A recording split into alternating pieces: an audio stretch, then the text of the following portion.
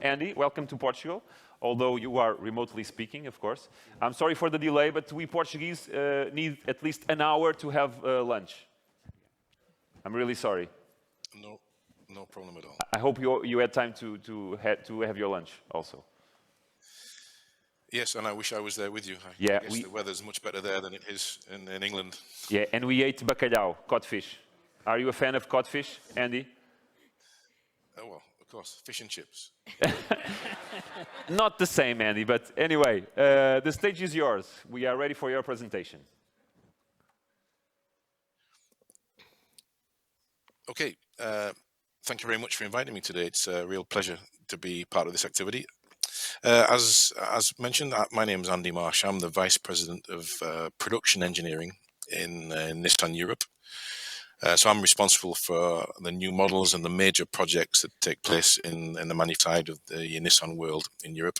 And also I'm responsible for the manufacturing strategy, which is basically about what are we going to do in the next 5 or 10 years from a manufacturing point of view.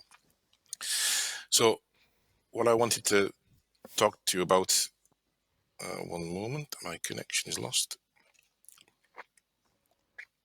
We can see you. Yeah, okay.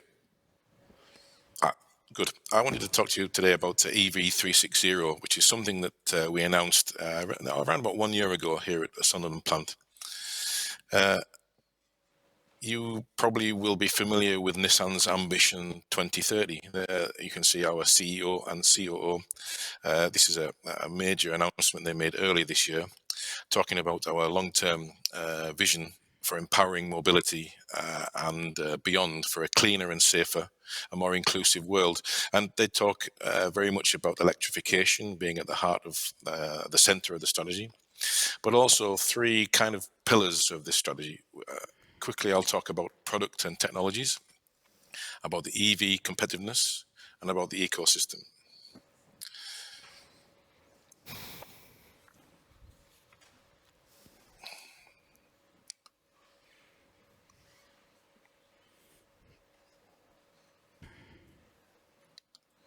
Okay, so in terms of products and technologies, expanding our electrified lineup is a really key part. You can see that we're aiming for electrification mix of more than 40%, with over 20 products in the pipeline over the next 5 years, ranging from all across the EV spectrum, including the KEV in Japan and e-Power across the globe. And a really key point from a Europe point of view is the electrification sales mix. So in 2026, we expect that more than 75% of Nissan's vehicle sales in Europe will be electrified, whether it's EV or hybrid. In terms of competitiveness, this is a good example of one of the really key technology advances we're looking.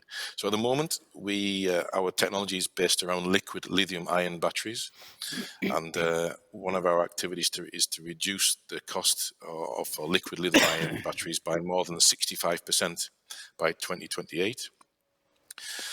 Also, we already started to work on, let's say, the next generation, which we call all solid-state batteries. In fact, we intend to have some in-house capability to manufacture this by 2026. And we're already starting to construct a pilot plant in Japan. And we expect to be ready to make trial batteries by 2024 and ready for mass production in 28. The key, or the real reason for this is to get to around $75 per kilowatt in 28, and then beyond that to around 65 kilowatts by the end of the decade.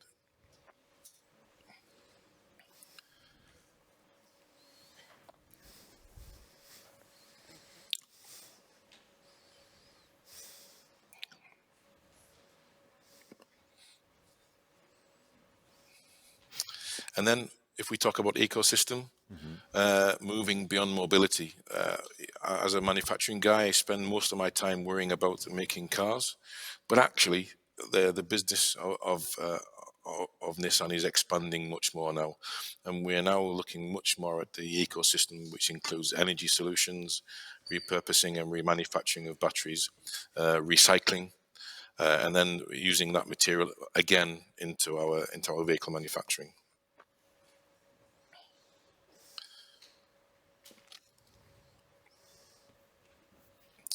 So where I'm talking to you from today is the Nissan Sunderland plant here in the UK. Maybe many of you are aware, but we've been building vehicles here and serving the European markets and beyond since 1986. Our history includes Bluebird, Almera, Primera, Micra and Note. And today we build Qashqai, Duke and Leaf here. And you can already see in this photograph, this is something we've been doing for a number of years now. We're already generating some of our own power from both wind and solar farms.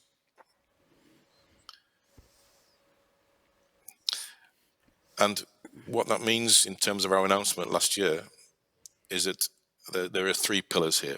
The first one is to announce the production of an all-new Nissan electric crossover here at Nissan Sunderland plant. The second part is the announcement that Envision ASC will build a gigafactory to supply batteries to the plant. And the third point is that we've announced that we will construct, together with our partners, a renewable electricity microgrid to be part of this ecosystem. So what does that mean? You can see the first one is that we've announced a new global Nissan 100% electric crossover. On the right is one of the concepts that's been announced recently.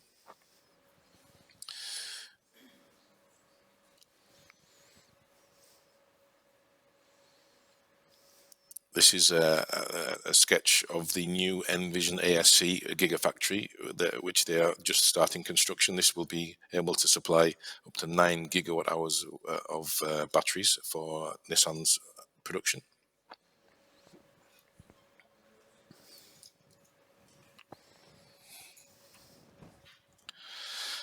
And we announced that we would, together with our local partners, construct a 100% renewable electricity microgrid. What that really means is that we want to significantly expand the amount of renewable generation that we have on site and near to our site, but also partner with an electricity supplier who will supply us with 100% renewable energy from the grid, and also to be able to share this renewable energy with all our local suppliers near to the Nissan site in Sunderland.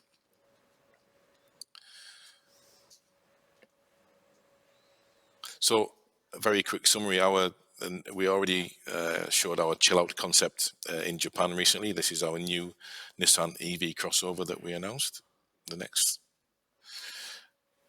Envision ASC Gigafactory, the ground preparation is started, and actually from in the next few weeks we'll start to see some real construction progress there. And finally, on the microgrid, we're now in the procurement phase to nominate an operator for this. We're already talking to 4 major providers who have expressed interest. And in actual fact, we've already started to construct our own, on our own area, our own land, a new 20 megawatt solar farm, which will be operational later this year. So that was my brief presentation. Thank you very much. Thank you, Andy.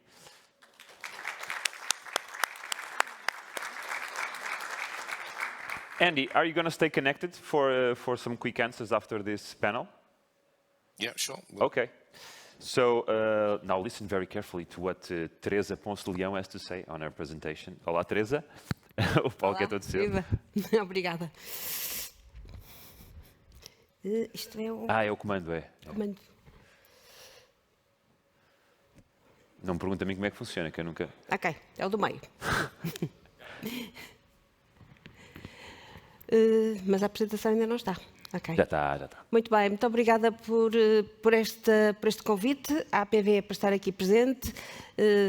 Não podia deixar de estar aqui também enquanto Presidente do Laboratório Nacional de Energia e Geologia, uma vez que a minha presença na APVE se deve ao LANEG ser associado desta associação. E eu refleti um pouco antes para decidir o que vinha a falar e parece-me que neste momento nós temos todos que pensar nas soluções e e partilhar alguns problemas que temos e que temos que resolver em conjunto, a indústria, os governos e o sistema de investigação. Isto já foi dito aqui, aliás, pelo António Coutinho, mas esta figura é uma figura emblemática do início do European Green Deal, em que era dito que a abordagem da Europa relativamente à descarbonização devia ser, em primeiro lugar, reduzir a energia consumida, portanto, atuar ao nível da eficiência energética. Em segundo lugar, eletrificar a sociedade. E, em terceiro lugar, quando essa eletrificação não era possível, produzir hidrogênio e bioenergia para complementar o nosso sistema energético. Na altura ainda o hidrogênio não era muito falado, os biogases também não, mas são neste momento. Aliás, a crise da guerra da Rússia veio-nos mostrar a necessidade de acelerarmos todas as estratégias para produzir hidrogênio e biogases, que são a única forma de armazenarmos energia. Hoje falamos muito de armazenamento de energia, falamos muito do armazenamento hidroelétrico, mas não é suficiente, não é suficiente para todos os países. Nós temos a sorte de ter produção hidroelétrica, mas nem todos têm, e, portanto, para colmatar os períodos em que as renováveis, mesmo que geridas em torno do seu mix energético e a sua complementaridade, não estão lá presentes, precisamos destes novos casos. E a digitalização, também já foi muito referido aqui, a propósito das smart grids, a propósito da ligação dos veículos à rede elétrica, é fundamental para garantir que esta comunicação traz frutos e traz resultados. Como muito recentemente, não tão recentemente, já ocorreu em novembro, mas de facto era uma COP que nos trazia muitas expectativas, a COP26 de Glasgow, trouxe-nos algumas mensagens no último dia. Diga-se mesmo que foi no último dia, porque parecia vir a ser um desaire, mas de facto houve aqui alguns compromissos que vêm em linha com a necessidade da descarbonização da energia. E algo que vem à cabeça, e que a mim, pelo lugar que ocupo e pela minha profissão, muito me diz respeito, é que os países têm e assinaram o Glasgow Climate Pact, onde isto vem bem claro, têm que tomar decisões, os governos têm que tomar decisões, e a indústria também tem que tomar decisões com bases científicas, para que os resultados sejam mais seguros no futuro. Uma outra questão que também saiu como mensagem ao nível da ambição que o mundo tem para a descarbonização é aumentar a ação conjunta e algo muito importante, que nós, quando tomamos decisões, mesmo legislativas, mesmo na indústria, a indústria sabe isso muito bem, está habituada a fazer nos seus planos, temos que avaliar e monitorizar. E é o que se passou a fazer ao fim de 26 COPs. Houve um compromisso entre os países de que anualmente vão monitorizar aquilo com que se comprometeram no ano anterior, o que me parece uma boa decisão. Houve o aumento também de investimento em iniciativas, ou promessas de investimento em iniciativas para a descarbonização, compromissos para mesmo os países que mais dificilmente quiseram assumir compromissos, como a Índia e a China, mas no final houve compromissos para reduzir a dependência do carvão e dos combustíveis fósseis. Para acelerar os esforços, a biodiversidade, pela primeira vez, foi trazida também para o centro da discussão, e a biodiversidade associada às alterações climáticas, de forma muito clara. Aliás, houve uma COP a seguir à COP 26 sobre a biodiversidade e que foi conjunta. Desculpem, saíram, fiz 2 cliques. A redução de emissões de metano, e reparem que na questão das emissões de metano é muito importante, são 20% das emissões poluentes, mas com efeitos mais gravosos do que o próprio CO2 e que vem de várias, é produzido por várias fontes, mas fundamentalmente pela agricultura e, portanto, é preciso desmetanizar a agricultura através de, por exemplo, como se está a fazer agora em Portugal, mas nos outros países, utilizar a produção de metano agrícola, principalmente da pecuária, para a produção de biometano, que vem, como referi inicialmente, comatar ou associar-se à produção de hidrogênio para a energia. Acabar o financiamento dos combustíveis fósseis este ano. E, por último, também não menos importante, porque é o tema desta nossa reunião, todos os carros vendidos até 2035, a partir de 2035, têm que ser exclusivamente produzidos a partir de emissões zero. É um compromisso importante e o que implica também tem implicações. No caso dos veículos elétricos, os veículos elétricos triplicaram nos últimos 2 anos em termos de vendas, mas também aumentaram o consumo de energia elétrica. Neste momento, dos 16 milhões de carros elétricos, temos um consumo de 30 terawatts-hora em termos de energia. No entanto, como sabemos, os carros elétricos vêm ser um contributo fundamental para a redução de consumo de combustíveis fósseis e de emissões de CO2. E aqui temos o gráfico extraído dos relatórios já também referidos da Agência Internacional de Energia, onde claramente se vê que em 2021, e a tendência é crescente, portanto não tenho dados de 2022, nem poderia ter, porque ainda não acabou, triplicaram a venda dos carros relativamente a 2019. Mas, e aqui eu fui pedir emprestado aqui umas nuvens negras, não são assim tão negras, mas há dificuldades. E uma das dificuldades claramente importantes e que obrigam um grande esforço entre todos os países para ultrapassar é a dificuldade em termos as matérias-primas necessárias para a produção de todas estas tecnologias.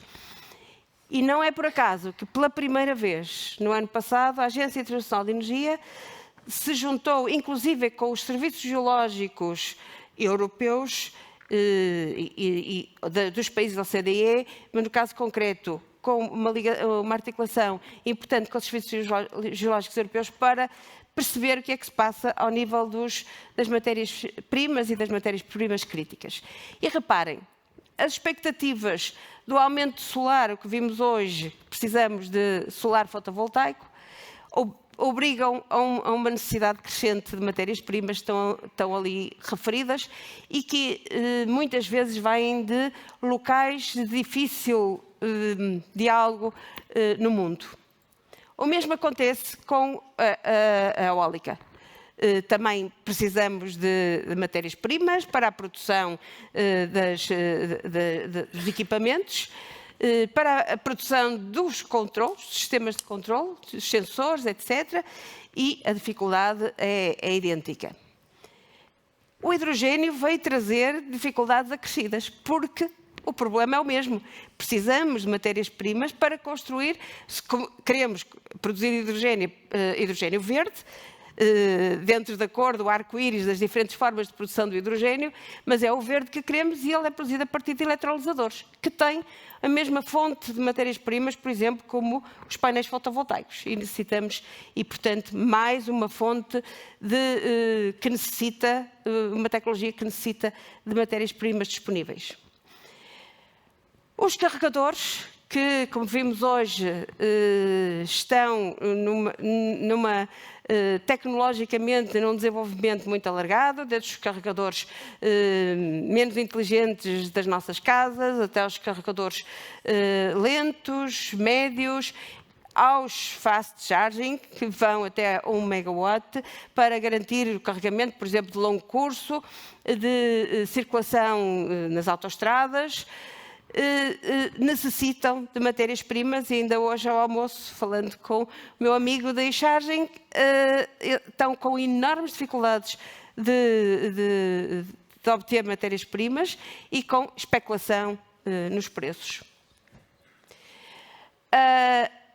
Assim, se olharmos para o que nos espera no futuro, temos um aumento dos preços no aço de 100%, o aumento dos preços no alumínio de 70%, no cobre 30%, e para os veículos elétricos ainda precisamos de, entre outros, de carbonato de lítio, grafite e níquel.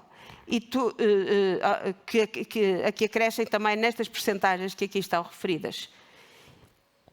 E aqui está ilustrado o que é preciso para o transporte, para a mobilidade elétrica, associada a todas as outras fontes de produção de energia renovável, offshore wind, onshore wind, solar PV.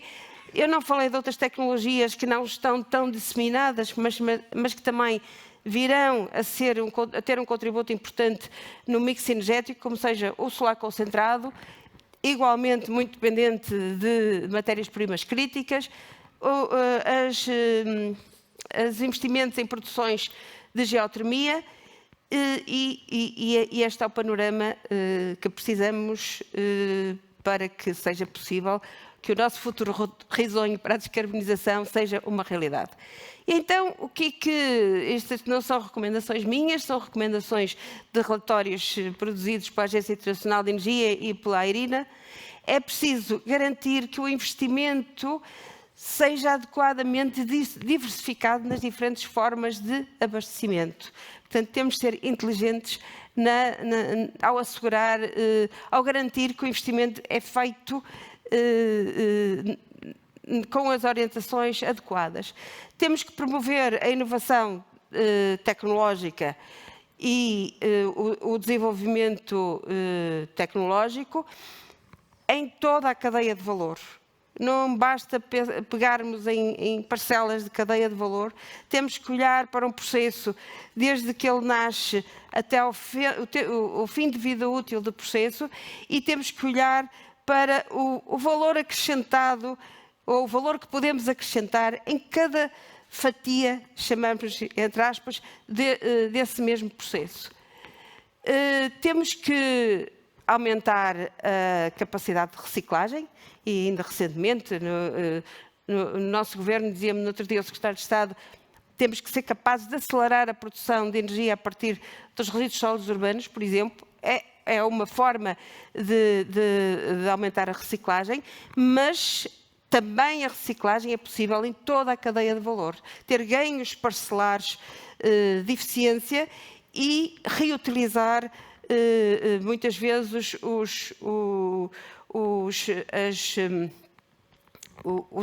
as matérias que são utilizadas. As políticas têm um papel importante neste princípio, e posso garantir que posso-vos comunicar que o último relatório publicado relativamente à reciclagem no mundo, apenas 8% da matéria reciclável era reciclada. Portanto, aqui há um papel enorme a fazer, e também a investigação e desenvolvimento e as novas tecnologias de reciclagem podem ter aqui um papel acrescentado. Garantir que a cadeia de abastecimento é resiliente, garantir que ela vem de locais com políticas estáveis e que há transparência no mercado. Eu penso que a transparência que é fundamental em todas estas iniciativas, porque se tudo for claro e transparente, percebemos de forma óbvia o percurso que estamos a percorrer e o que é que devemos corrigir ou repensar. E, portanto, garantir que o ambiente e o impacto na sociedade e no investimento são regulados por normas, não quero dizer normas, desculpem, os standards, por regras claras de regulação, em particular. Por exemplo, há uma iniciativa que vem acrescentar neste ponto, que vem ajudar neste ponto, que é a taxonomia verde europeia, que simultaneamente deve ser um instrumento-chave para o financiamento dos projetos. Sejam eles projetos de investigação, sejam eles projetos cofinanciados para o desenvolvimento de tecnologia, sejam eles projetos em que a banca privada financia para projetos de investidores privados. Para concluir, devemos garantir que todas as nossas atividades são sustentadas e consolidadas numa colaboração estreita. Só em colaboração é que nós temos ganhos alargados, porque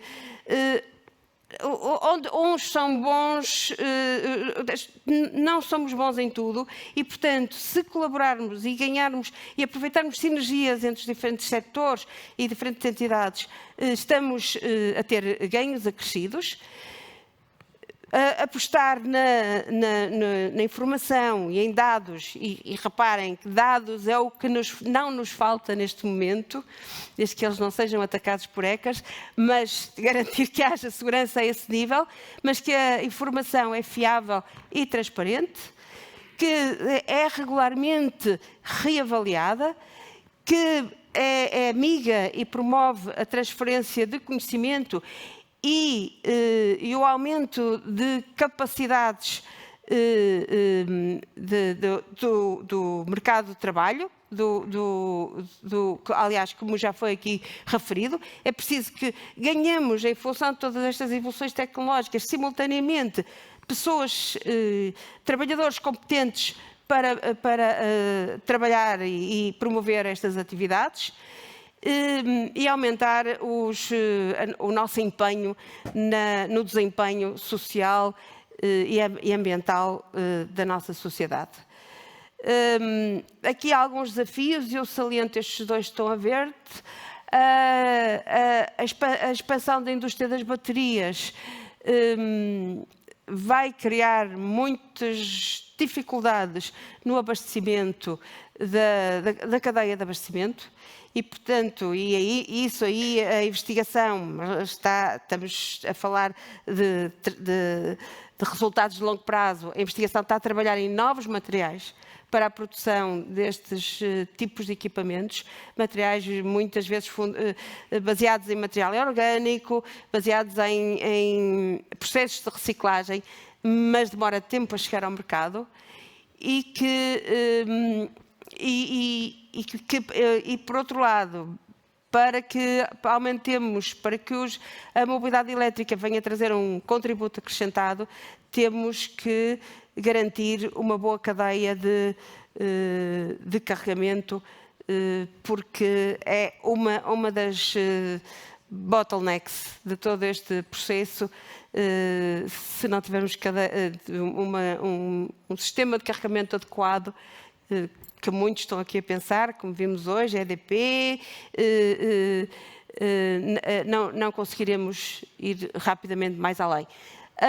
A Associação Portuguesa dos Veículos Elétricos, neste momento, está a refletir sobre todas estas questões,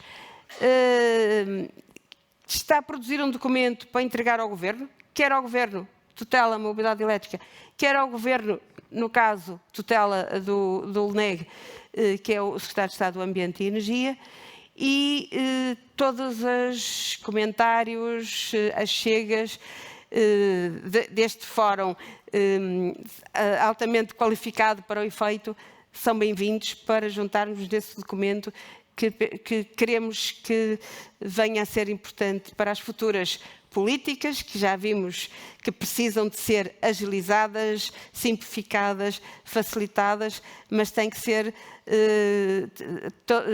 a mensagem tem que ser levada com fundamento científico. E, portanto, era esta a mensagem que eu vos queria trazer hoje. Obrigada. Muito obrigado, Teresa. Fiquei muito surpreendido com uma informação que a Teresa deu, de que foram tomadas importantes decisões depois de 26 copos. Depois de 26 É copos. que eu depois de 3 ou 4 já não consigo decidir nada. 26 é preciso gente realmente com... Vamos embora. Ora bem, avançamos então. Alexandre Videira, administrador executivo da Mobié. Bem-vindo, Alexandre. Força.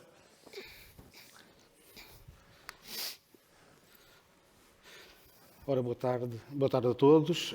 Em primeiro lugar, agradecer à Nissan, ao António Melica e ao António Pereira Joaquim o convite que mais uma vez fizeram à Mobié para estar aqui presente e para vos falar um pouco sobre aquilo que tem sido a evolução da rede de mobilidade elétrica e o que é que se perspectiva para o futuro. Como genericamente sabem, a Mobié é uma empresa pública, é uma empresa que iniciou a sua atividade em 2015 e tem fundamentalmente duas áreas de atividade ou duas funções.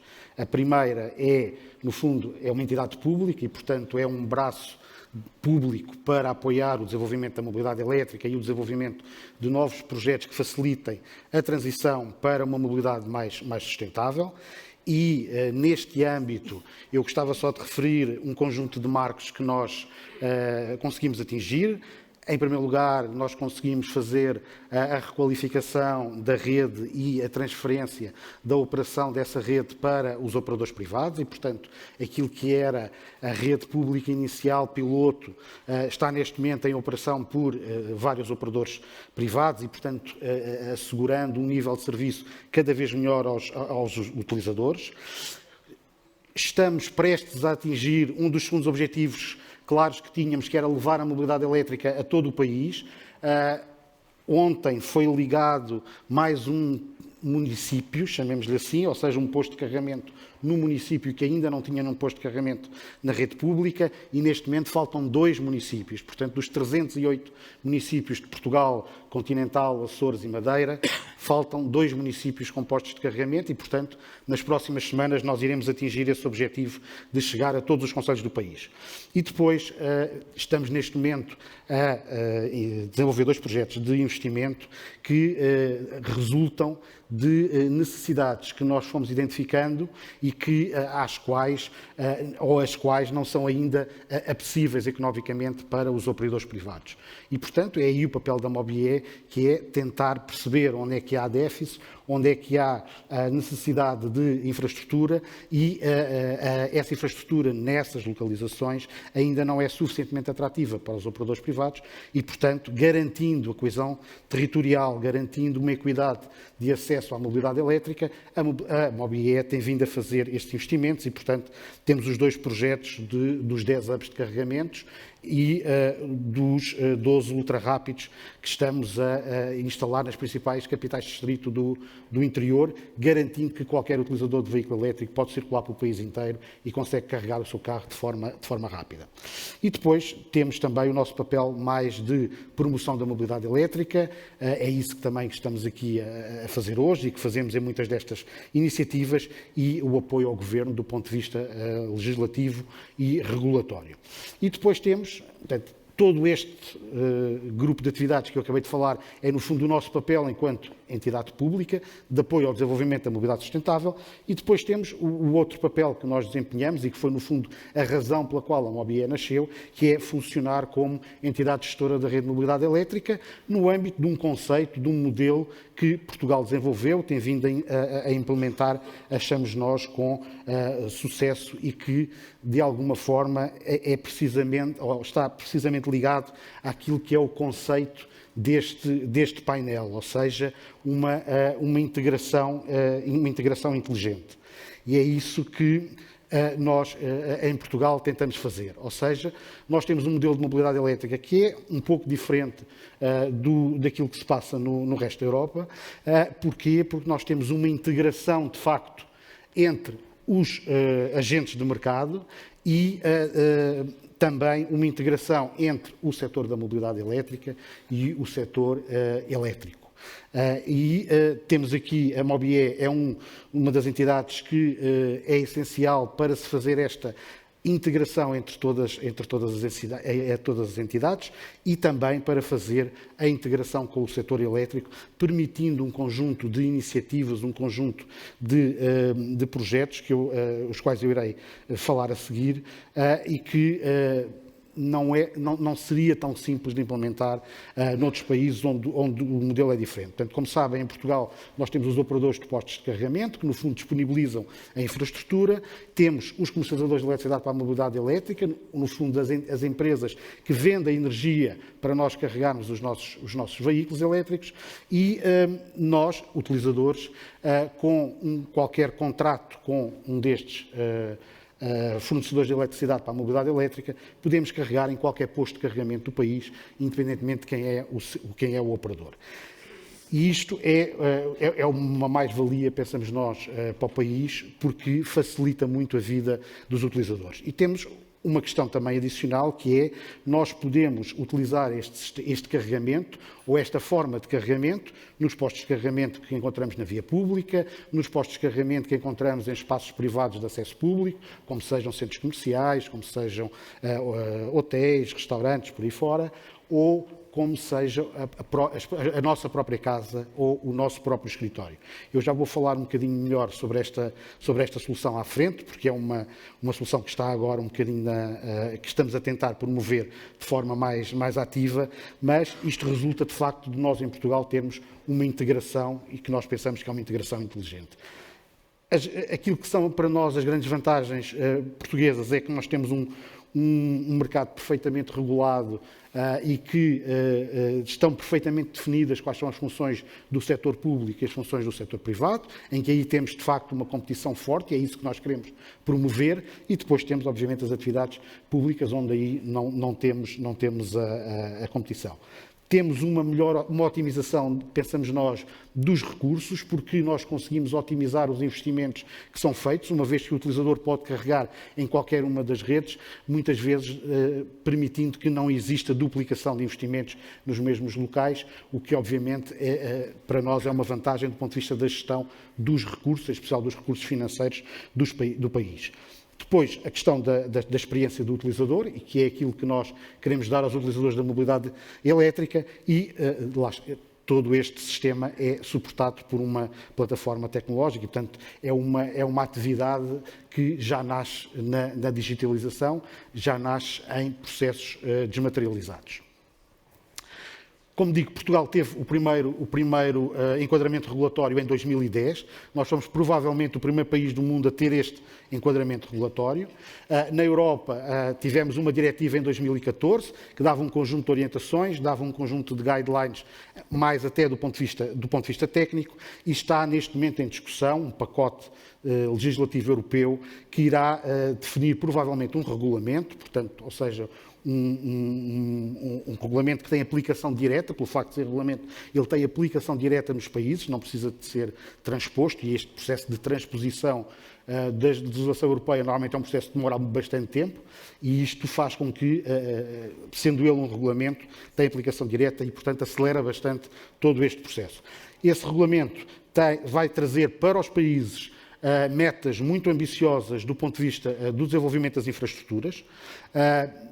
Aquilo que está em cima da mesa é que o desenvolvimento da infraestrutura deverá acompanhar o desenvolvimento do parque automóvel no país e, portanto, os números que estão neste momento, portanto, como eu vos digo, ainda está em discussão, mas os números que estão neste momento em cima da mesa é que é 1 kW de potência na rede para cada veículo elétrico existente, 0,66 para cada plug-in existente no país. E, portanto, os países têm que assegurar que a sua infraestrutura de carregamento pública dá resposta a estas metas ambiciosas. E depois também uma meta ambiciosa do ponto de vista de infraestruturação dos principais eixos viários, nomeadamente dos principais corredores da União Europeia. Para além das metas, o novo regulamento vai criar um conjunto de regras comuns de funcionamento para a mobilidade elétrica, portanto, lá está, indo ao encontro daquilo que é a nossa ideia desde o início, facilitar a vida do utilizador, permitir que a circulação seja cada vez mais simples e permitir que o utilizador, para fazer uma viagem pela Europa toda, não tenha que andar com 10, 15, 20 cartões ou apps ou afins para se conseguir movimentar. E cria também, obviamente, a obrigatoriedade dos pagamentos ad hoc, do roaming, da integração das redes, tudo conceitos que nós já temos em Portugal desde 2010 e que agora vão surgir, não transcritos da legislação nacional, mas que vão, no fundo, ao encontro daquilo que é a legislação nacional. Como é que nós temos a rede neste momento? Portanto, nós começámos o piloto, como sabem, em 2010. Em 2018 iniciámos o início da fase comercial apenas nos postos de carregamento rápidos. Em 2020 passámos toda a rede à fase comercial e, portanto, todos os postos de carregamento de acesso públicos estão em fase comercial. E aquilo que temos neste momento são mais de 2.750 carregadores pelo país, mais de 5.700 tomadas de carregamento. Como digo, 99% dos municípios têm postos de carregamento, portanto faltam apenas 2. Temos 27 comercializadores de eletricidade para a mobilidade elétrica registados, dos quais cerca de 15 já ativos no mercado e com propostas comerciais. Temos 73 operadores de postos de carregamento registados, dos quais cerca de 50 já com postos de carregamento instalados e também já ativos no mercado. E depois temos os números de 2021, onde já tivemos mais de 18,5 gigawatts-hora de energia consumida na rede, mais de 1,4 milhões de carregamentos e mais de 13 mil toneladas de CO2 poupadas com a rede de mobilidade elétrica. Como se vê, o crescimento tem sido exponencial, mas a infraestrutura portuguesa continua a dar resposta àquilo que é a necessidade, quer da evolução dos veículos, quer do crescimento do número de veículos, quer também do consumo na rede. Para terem uma ideia, nos picos de utilização da rede, a nível nacional, obviamente, nós temos valores na casa dos 25%. Ou seja, não temos nenhuma altura em que tenhamos mais de 25% dos carregadores da rede utilizados. É óbvio que, se nós formos olhar para determinadas regiões, para determinados locais, obviamente aí o nível de utilização é maior e, portanto, são zonas onde necessariamente nós teremos que ter reforço da rede. Mas, de uma forma global, a rede tem ainda capacidade de absorver o aumento das vendas de veículos elétricos. Só para terem uma noção, olhando para aquilo que são as metas que estão em cima da mesa daquele regulamento europeu que vos falava, Portugal devia ter, neste momento, uma rede com cerca de 74 megawatts de potência. A nossa rede pública, neste momento, tem 102,5 megawatts de potência disponível, o que quer dizer que estamos bem acima daquilo que são as metas que a União Europeia vai estabelecer como obrigatórias para todos os países. E eu, como sou um cliente, entre aspas, habitual aqui no fórum da Nissan, e achei piada e fui buscar um slide da minha primeira apresentação nos fóruns da Nissan em 2016, onde eu na altura estava todo contente porque nós já tínhamos tido no mês anterior ao evento, nós tínhamos tido 7.000 carregamentos nesse mês e tínhamos consumido 48 megawatts-hora de energia, não é? Fui ver os dados agora de abril, não é? Portanto, nós estamos agora no início de maio, fui ver os dados de abril, tivemos 187.000 carregamentos em abril, mais do que isso, tivemos mais de 2.600 megawatts-hora de energia consumida, só para terem uma noção da diferença entre os valores que nós tínhamos há 6 anos atrás, os valores que temos hoje. Eu, ou quem cá estiver daqui a 5 ou 6 anos a falar do crescimento da rede, espero que possa mostrar uma evolução ainda maior do que esta que registámos até hoje, porque é expectável, de facto, que isto venha a crescer bastante mais. E agora é só falar de duas iniciativas que existem e que estão preparadas e que muitas pessoas não conhecem. A primeira é que nós em Portugal temos uma figura que é a figura do detentor de posto de carregamento. Esta figura permite que qualquer pessoa, qualquer empresa, instale um posto de carregamento num espaço privado, de acesso privado, e ligue esse posto de carregamento à rede nacional e, com isso, esse posto de carregamento passa a funcionar mais ou menos como se fosse um posto de carregamento público. Ou seja, nós podemos utilizar esse posto de carregamento com o mesmo cartão que utilizamos qualquer posto de carregamento que esteja na rua, que esteja num hipermercado, num supermercado, num centro comercial, num hotel. Usamos o mesmo cartão em nossa casa para fazer o consumo. Isto eu vou dar duas situações onde isto, de facto, faz sentido. Uma delas, ou é mais importante, chamemos assim, uma delas no condomínio, não é? Se eu precisar de carregar o meu veículo no condomínio e não tiver uma ligação direta a mim, ou um contador meu direto no condomínio, o mais certo é eu ter que ligar o carregador ao serviço comum, portanto ao contador dos serviços comuns do edifício, e nesse caso, estando o posto de carregamento ligado à rede nacional, esses consumos são deduzidos do consumo do edifício e dos consumos do condomínio e, portanto, cada condómino, quando carrega o seu carro, paga o valor tal e qual como se estivesse a carregar num posto da rua. E, portanto, isso permite ter soluções em que a energia é desagregada pelos vários condóminos em função dos seus consumos e os condomínios não têm custos acrescidos com essas instalações de postos. A segunda tem a ver, por exemplo, com muitas das empresas facultam cartões de carregamento aos seus colaboradores, como facultavam os cartões frotas, no caso da gasolina e do gasóleo. Com um cartão desses, eu posso também carregar em minha casa e, no fundo, quem está a pagar a energia que eu estou a consumir e que estou a carregar na minha casa é a minha empresa, não é? Porque eu estou a utilizar o mesmo cartão que uso na rua, que uso em todos os outros sítios. E, portanto, eu consigo fazer a desagregação dessa energia que vai para o carro, da energia da minha casa, e esse trabalho é feito porque há uma ligação forte e direta entre a Mobie e a E-Redes enquanto distribuidor do setor elétrico, não é? E, portanto, quando a E-Redes faz as medições dos contadores, nós informamos-la da energia que é consumida para a mobilidade elétrica, essa energia é deduzida dos contadores e, portanto, no setor elétrico ela já não é paga pelo, neste caso, o condomínio, mas é paga pelos condóminos. Para tal, existe neste momento um aviso do Fundamental aberto para apoio à instalação de carregadores em condomínios.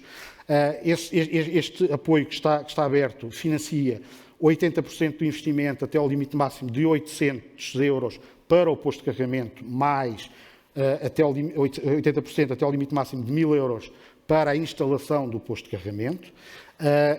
Financia um posto de carregamento por lugar de estacionamento até ao máximo de 10 por condomínio.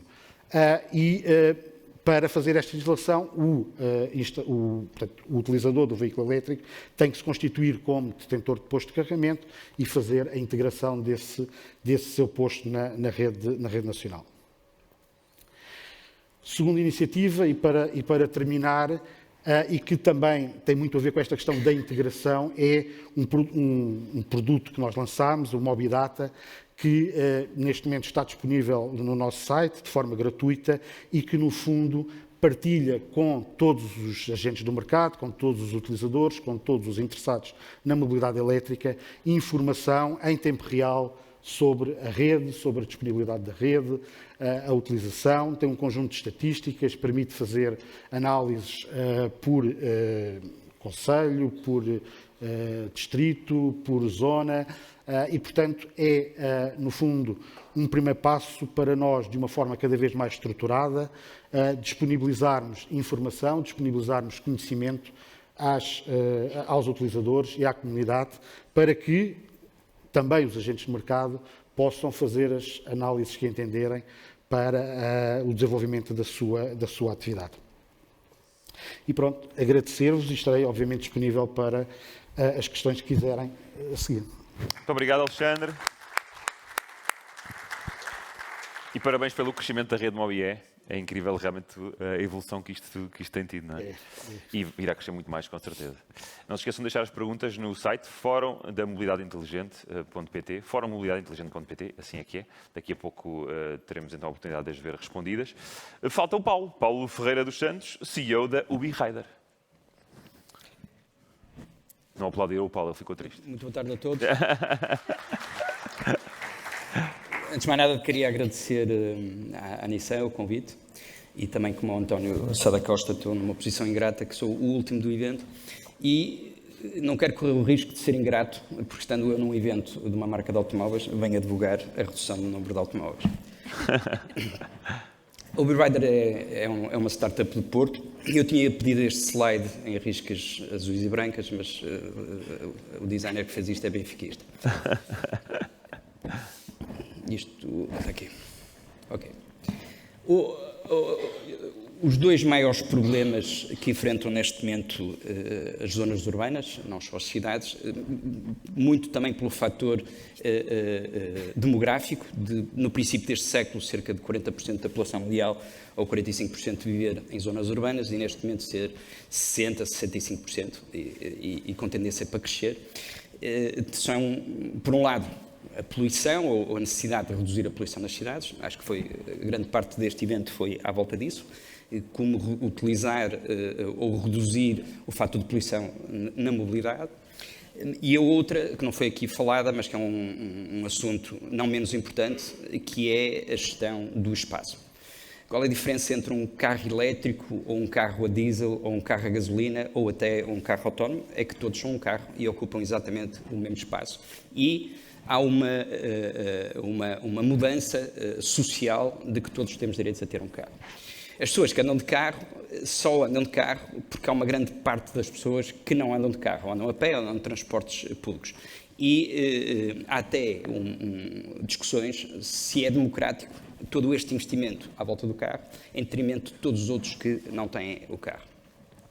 O que é feito para reduzir, ou o que tem vindo a ser feito para reduzir o número de carros? Como em Londres e Singapura, por portagens a quem traz o carro para o centro da cidade, redesenhar as ruas, como aconteceu em Nova Iorque e está a acontecer em Barcelona, que estão a fechar ruas ao trânsito, redesenhar o parque e a forma de gerir o parque, inclusive usando estratégias de dynamic pricing, aumentando o preço e baixando o preço consoante a utilização, melhorar os transportes públicos, como é o caso de Hong Kong, que é um caso incrível, em que cada vez que vão montar uma estação, antes disso compram os espaços comerciais para os alugares e como o facto de ter lá uma estação, o valor dos espaços aumenta, eles usam isso para reinvestir esse dinheiro em transportes, na melhoria dos transportes.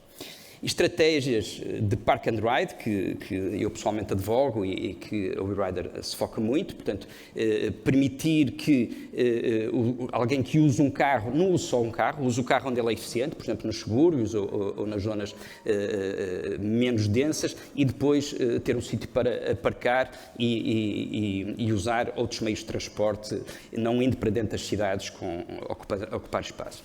Micromobilidade, que é um tema que também é muito querido, principalmente presentes da Câmara e tudo mais, porque é moderno, traz alguma onda de modernidade, mas que toca muito pouca gente e que tem algumas dificuldades, porque também não serve toda a gente. Há pessoas que não conseguem andar de bicicleta, há pessoas que já não têm condições físicas para andar de trotinete, há uma data de acidentes e morrem. E deixei para o fim o ponto onde trabalha a UbiRider, que é uma área nova que surgiu tem esta label desde 2016, 2017, que é Mobility as a Service, que é como olhar para os transportes de uma forma holística, de uma forma abrangente e ver que se calhar só o carro ou só o transporte público não são coisas boas, mas a combinação, qual é a melhor combinação e o que é que isso pode trazer para as pessoas para conseguir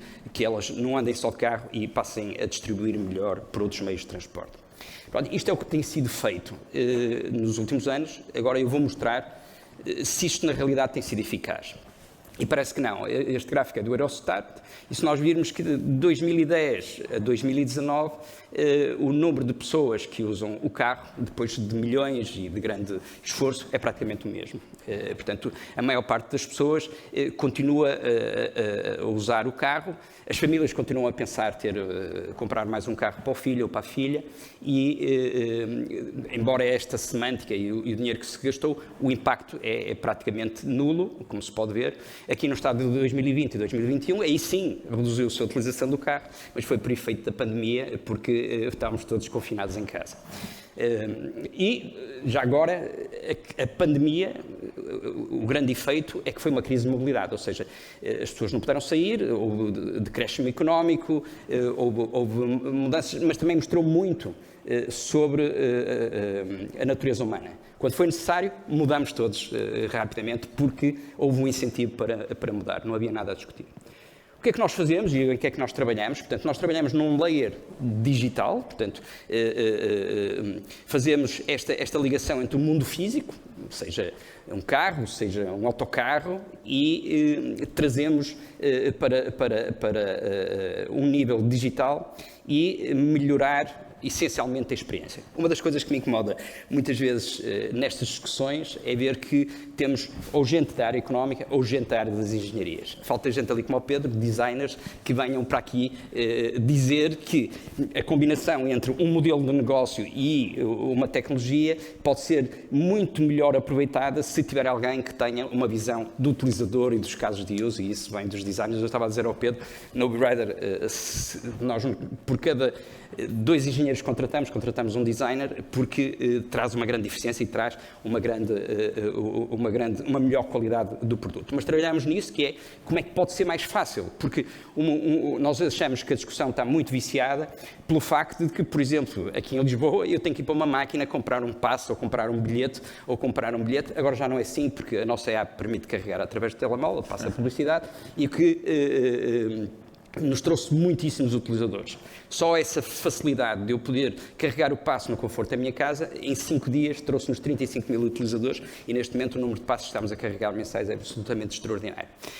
Portanto, nós achamos que a conveniência que tem o carro, de eu chegar à minha garagem, ligar e pôr-me a andar, não é pensada da mesma forma em relação aos transportes públicos, porque os transportes públicos, há que dizê-lo, são desenhados para pobres. Portanto, são desenhados para aqueles que não têm alternativa nenhuma. As redes são longas, os horários são maus, a experiência de comprar um bilhete ou de aceder é má, porque não foi pensada dessa forma. Há países ou sítios, por exemplo, Londres fez, quando já tinha uma boa experiência, investiu para que seja possível, com um cartão de crédito ou com um telemóvel, abrir uma porta do metro e continuar a andar. E nós acreditamos muito nestas pequenas e simples soluções que tornem precisamente os transportes públicos, como é nos países do Norte, uma coisa também para a mobilidade dos ocasionais. Eu, se de vez em quando vou andar de transportes públicos, não quero ler uma lista telefónica do antigamente para perceber como é que compro um bilhete, quero que seja fácil comprar e tudo mais. É aí que nós trabalhamos. A outra coisa é que não chega a ter um bom sistema, e isto também é muito típico, que é o ter um sistema para a minha cidade, ou só para andar de comboio, ou só para andar de autocarro, porque eu quero um sistema que funcione em todo lado. Portanto, construímos uma app que funciona em todo lado e que funciona também como um marketplace para poder vender qualquer tipo de mobilidade de forma simples, e começamos por perceber que grande parte dos operadores e dos provedores, particularmente de transportes públicos, não tinham a infraestrutura tecnológica ou digital ou de experiência que era necessária, e por isso trabalhamos de ponta a ponta. Trabalhamos para os utilizadores, mas também trabalhamos para os provedores. Essencialmente temos uma plataforma que se chama plataforma Peak.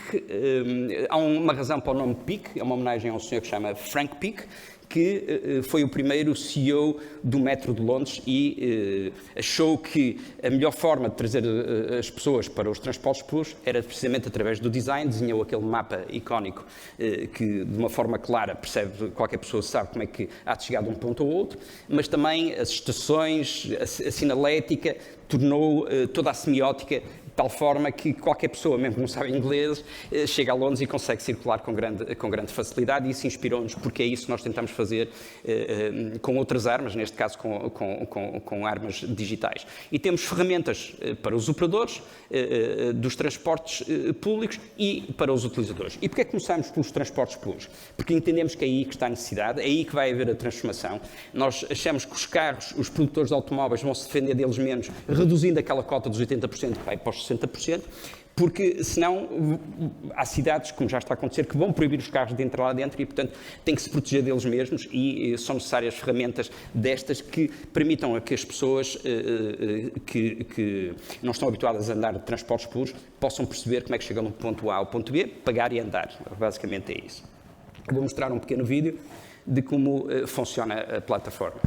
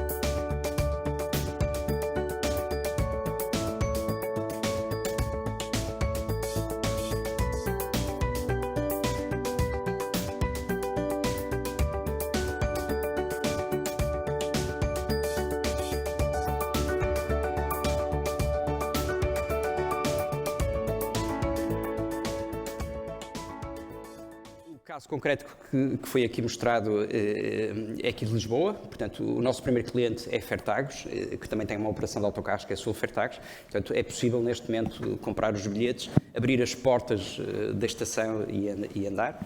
E tem corrido outras, nós desde outubro, a plataforma de mobilidade da cidade de Cascais é a nossa plataforma. Portanto, nós desenvolvemos isto de uma forma muito versátil, que tanto possa ser um pequeno operador de autocarro, interurbano ou urbano, porque nós acreditamos que a mudança não é ter, que isto funcione só numa cidade, é de porta a porta, em qualquer sítio. Em Cascais tem uma visão, por exemplo, de conseguir este equilíbrio entre a utilização do carro e os outros transportes. Hoje uma palavra aqui muito ouvida que eu registrei, ao fim de 10 vezes deixei de a contar, era a palavra transição. E aquilo que nós advogamos é que a mudança tem que vir da transformação. Portanto, tem que haver uma revolução que Cascais quer fazê-la. Para mim é muito gratificante, porque tem uma visão simples, quer ser uma das melhores cidades para famílias da Europa. E a aposta é no digital, e a aposta é muito na mobilidade, e conhecer como é que as pessoas, qual é a procura que têm e como é que vão satisfazer essa procura. Nem propósito, ontem tive uma reunião similar e ouvi exatamente a mesma coisa do Presidente da Câmara do Barreiro. Onde nós agora estamos a migrar é, como não somos agnósticos, começamos pelo lado dos transportes públicos, precisamos de os ajudar, mas o carro não vai acabar, o carro vai ser usado onde ele deve ser mais eficiente, e nós queremos trabalhar para esses utilizadores de transportes públicos ocasionais, e portanto estamos numa fase de integrar com outros meios de transporte, como seja o carregamento elétrico, como seja o parque, como seja os táxis, as bicicletas, o que quer que exista no mercado para poder integrar. E, acima de tudo, também do lado do consumidor, abarcar aquilo que é não só a minha mobilidade, mas a da minha família e a da minha empresa. Nós estamos com algumas interações, por exemplo, porque há empresas que querem começar a oferecer o passe ou pacotes de mobilidade aos seus funcionários em detrimento do carro da empresa. Isso é muito bom porque, por exemplo, reduz o passe ou o custo do passe a zero.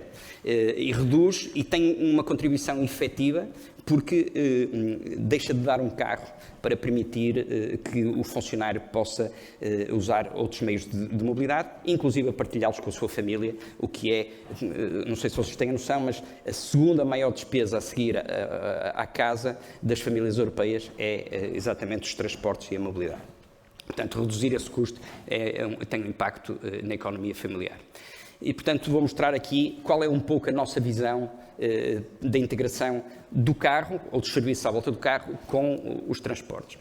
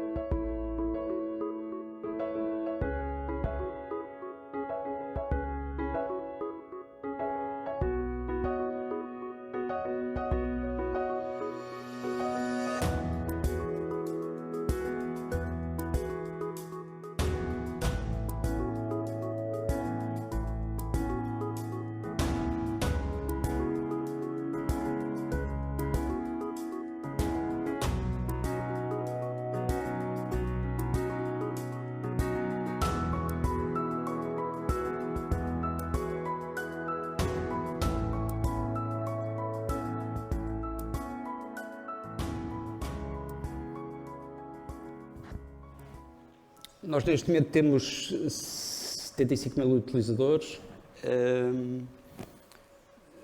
A pandemia atrasou-nos um pouco, estamos agora no caminho de internacionalização forte, mas mesmo assim há algumas cidades e alguns casos que eu recomendo a ver. Nós arrancaremos no final deste mês com o operador da cidade de Évora, vai ter uma operação completamente digital, portanto há uma redução efetiva dos custos de investimento e dos custos de operação, mas um impacto enorme na experiência e na facilidade, por exemplo, que um turista possa passar a ter de poder circular, chegar a uma cidade e saber como se mover em Évora. Já temos também uma interferência muito grande no Algarve, porque me irritava completamente saber que chegar ao aeroporto de Faro, não saber como é que havia de chegar à cidade de Faro. Hoje já é possível saber, porque se construiu a infraestrutura digital que permite que qualquer app, inclusive o Google Maps, qualquer pessoa possa saber onde chegar. E nós acreditamos que é através destes caminhos, a tecnologia está aí, falta cozinhá-la e conseguir construir para que haja um equilíbrio mais justo, mais democrático e contribuir para este efeito de reduzir também a poluição e uma melhor qualidade de vida das pessoas, equilibrando o uso do carro com outros meios. Muito obrigado. Obrigado, Paulo. Agora fiquei um bocado na dúvida entre Cascais e Barreiro. É? Cascais e Barreiro, a melhor cidade para as famílias, não é? Todos querem ter esse título agora, pelo que eu percebi, dessas reuniões. Mas isso passa essencialmente por permitir que as pessoas se movam. Por exemplo, Cascais e Barreiro têm exatamente o mesmo problema. As pessoas vivem lá, mas trabalham em Lisboa, ou trabalham noutros sítios. Portanto, a parte interessante, por exemplo, de Cascais, que é, quando me pediram foi, eu quero a nossa app, e nós dissemos, nós não fazemos white label de apps, porque é uma fragmentação. Eu passo a ter uma app para o Porto. E agora percebem que a vantagem está em servir o município, não só quando ele está no município, mas em todo lado. Por exemplo, com a mobilidade elétrica isso será possível, ou seja, um município de Cascais pode ter um pricing que, se vier ao Porto visitar-me, carregar ao preço de Cascais, E isto é absolutamente incrível de servir. A nossa app pode ser usada em Paris, em Londres, onde quiserem, no Qatar ou em todo lado. Portanto, passa a servir as pessoas E não um município específico. Não no município. Portanto, esta ideia de ter a própria app da cidade, eu não conheço nenhum caso de sucesso no mundo, mas insisto-se, continua-se a insistir nessa forma, porque as cidades e até a própria contratação pública não têm a capacidade de produzir a sua própria app. Portanto, gastam dinheiro, têm uma app, não têm utilizadores, mas o Presidente da Câmara pode dizer, eu tenho a minha app. Isso é muito... É só para usar como arma eleitoral. Nós o que temos é uma app que permite à cidade de Cascais gerir os benefícios dos municípios, como se fosse a sua própria app, ter a relação com o utilizador como se fosse a sua própria app, ter os dados como se fosse a sua própria app, mas dar ao utilizador a versatilidade de poder carregar o passe de Lisboa, ir para Lisboa, ir para Oeiras, ir para o Barreiro, apanhar o O barco. vosso objetivo é vender às cidades todas. Não necessariamente. As cidades não é o segmento de mercado mais valioso e eu sou um empresário, não é? Eu tive aqui um discurso que até podia parecer que sou de esquerda, mas não sou, não é? Portanto, a ideia era exatamente servir, mas é um ator importante, como são as empresas. Eu acredito muito que os atores são as empresas e acredito que é o caso de Cascais, por exemplo, que já não olha para os transportes só como os transportes públicos, mas também a oferta privada. E este diálogo entre o público e o privado vai ter que existir, porque se nós conseguirmos fazer isso, aquilo que o António Coutinho dizia que temos 10 anos para conseguir, se calhar vamos conseguir ganhar mais 10 anos. Portanto, vamos conseguir fazer em 20 anos, que é trabalhando do lado do consumo. Paulo, já temos perguntas aqui a aparecerem no nosso site. Vamos só voltar ao contacto com o Andy. Andy, are you still there? Hello, Andy. Yes. Oh, yes. Thank you for being with us until the end. I have two questions for you from our audience or from our website. The first one says, when you talk about ecosystem at Sunderland, does it mean that the total of electricity needed for your plant will be renewable and produced on site? No, unfortunately, our plan is to be around about 20 to 30% self-sufficient for renewable energy on site. The remainder would come from a supplier who generates their electricity from renewable sources off-site. So the amount of power that we need to produce, especially for battery, we can't generate that ourselves on our own site. But the intention would be to be 100% renewable, but around about 20 to 30% from renewable sources on our site. Okay, one more question for you, Andy, and then we'll let you go to work because you probably have a lot of things to do. Nissan says that 100% of its range will be electrified by 2030. Is just 1 gigafactory enough for all your European products? That's a very good question. The answer is simply no. We have the space near to our plant for up to 3 gigafactories, so around about a total of 38 gigawatts capacity near to our site. So at the moment we've just announced 1 gigafactory, but clearly the challenge for us is to win the allocation of the future EVs, bring them to production, and to partner with our battery partners, Envision ESC, and that will mean increasing the capacity of their plants as well, near to Nissan's site in Sunderland. And what about a gigafactory in Portugal? That's a good question. At the moment, our big strategy is to bring our battery supply as close as possible to vehicle manufacturer. Yeah, but the weather here is nicer, as you said it. Well, we could certainly get some better results from our solar farm. Exactly. Unfortunately, right now, our strategy is very much to be as local as possible to the vehicle manufacturer right now. Okay, Andy, thanks a lot. Good work. Thank you. Bye-bye. E agora perguntas aqui para os que estão aqui presentes. Pergunta para a Teresa. Olá, Teresa, outra vez. Teresa, perguntam-lhe, a APVE atualmente congrega mais do que apenas automóveis. Falou em matérias-primas e Portugal pode ser um grande produtor. A APVE também age nesse campo?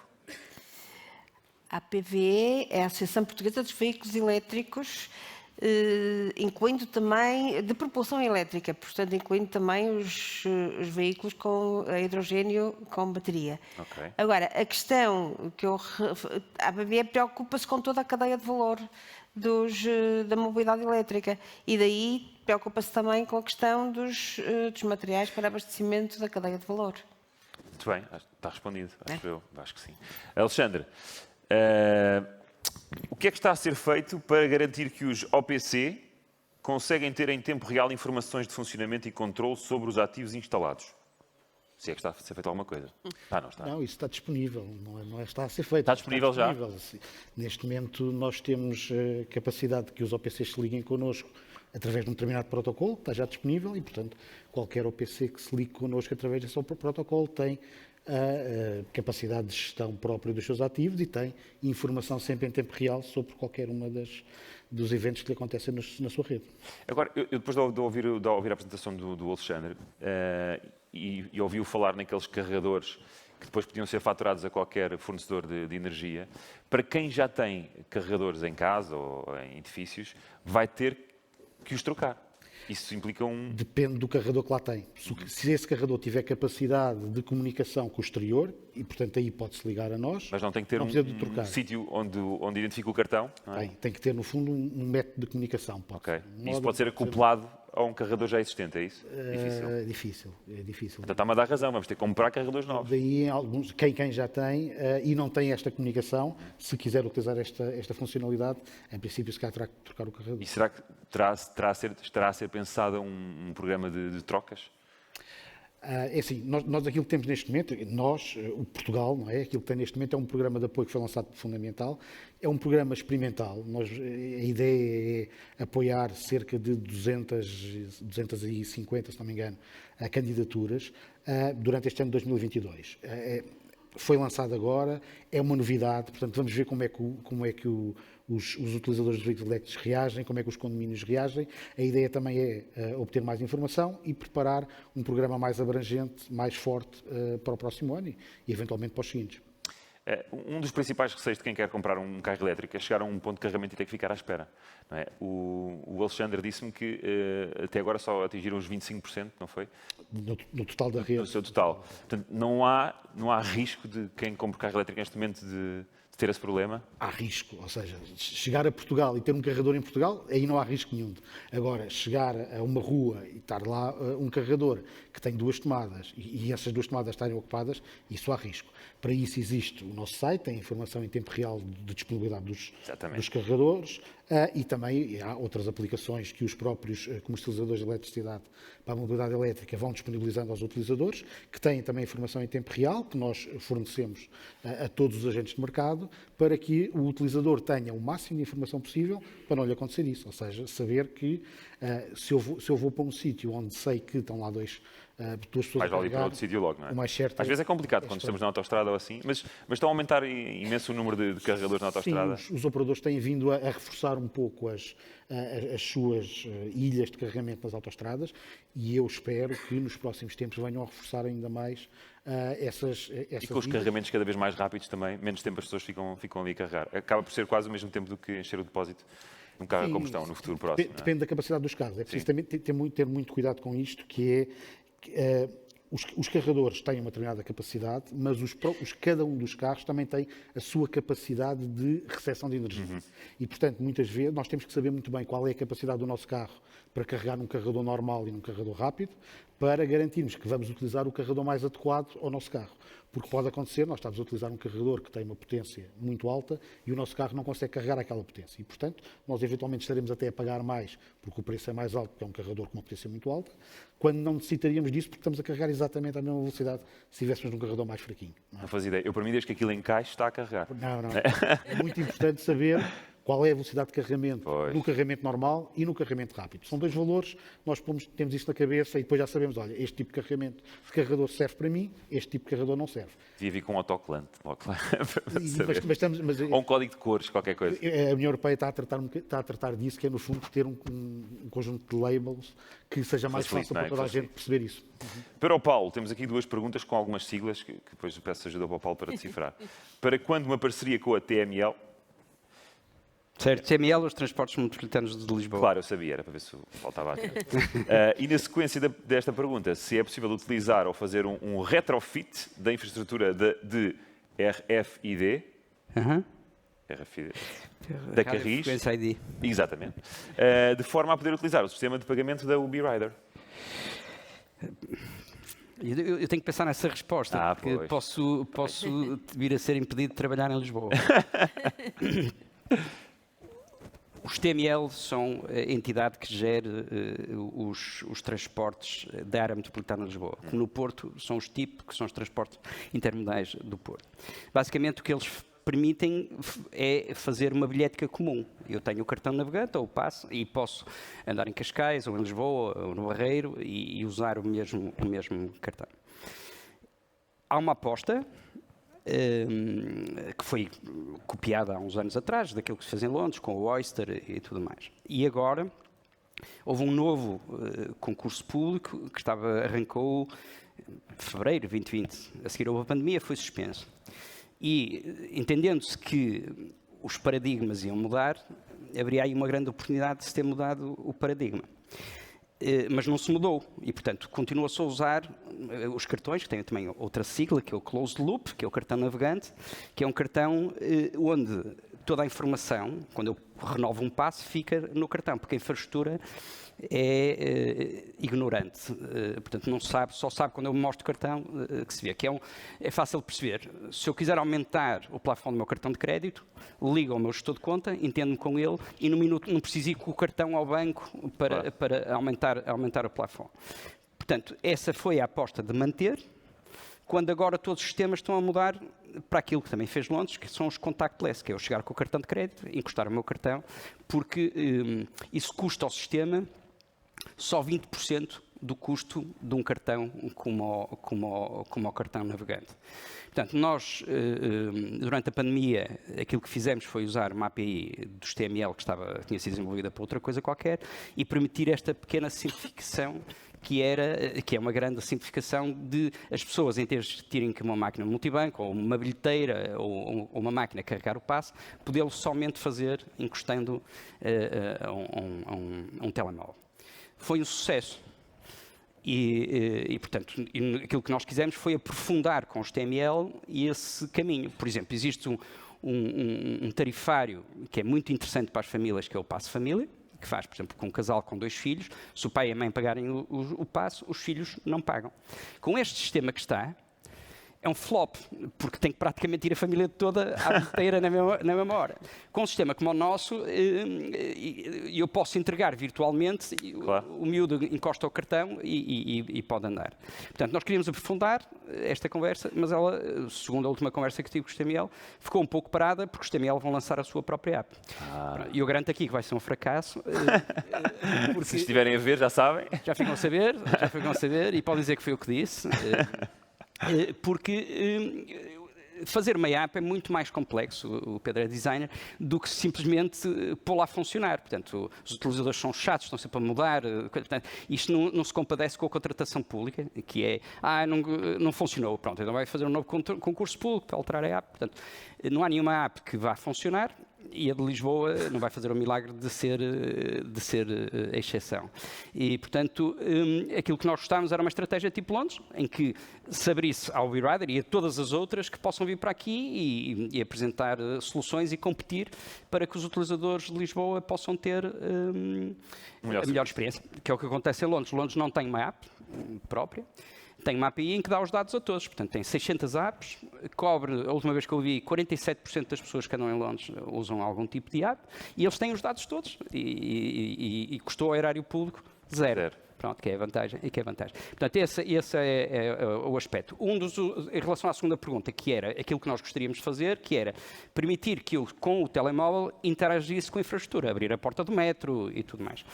Está associado a essa estrutura desse cartão que é protegido e que quem os fornece e tudo mais sabe que os dias deles estão contados e, portanto, vai tentar manter o castelo o mais tempo possível, mas é uma decisão meramente, eu ia dizer política, mas é uma decisão tecnológica datada, porque hoje é possível baixar muito o preço. Aliás, como fez a Mobi bem, que tinha também um cartão e agora permite que se interaja com uma app e abre aqui o caminho todo para que isto possa fazer-se com custos mais baixos. E trouxe outros players, como hoje a Mio, ouvimos falar de manhã, que é um caso incrível de uma startup que fez uma app brutal. Portanto, é isso que nós acreditamos que possa acontecer aqui. mas com muita paciência. Agora, pode correr o risco de nós estarmos a fazer outras cidades mais importantes e já não querer perder mais tempo. Por exemplo, no Porto não consigo trabalhar, porque não me deixam o cartão. Vale mais o cartão do que coisa. Eu não sei se vocês sabem, mas há 7 anos de consumo, de estoque dos cartões Lisboa Viva em Lisboa. 7 anos de estoque. 7 anos, para toda a área metropolitana de Lisboa. Porque as Armazéns, portanto, esta coisa ecológica, portanto, Não estão a vender, armazéns não estão a vender. E cartões de plástico. Cartões de plástico. A comprar em quantidades. Espetacular, espetacular. Muito obrigado, Paulo, por estes esclarecimentos. Muito obrigado a todos. Um aplauso para este painel que termina agora.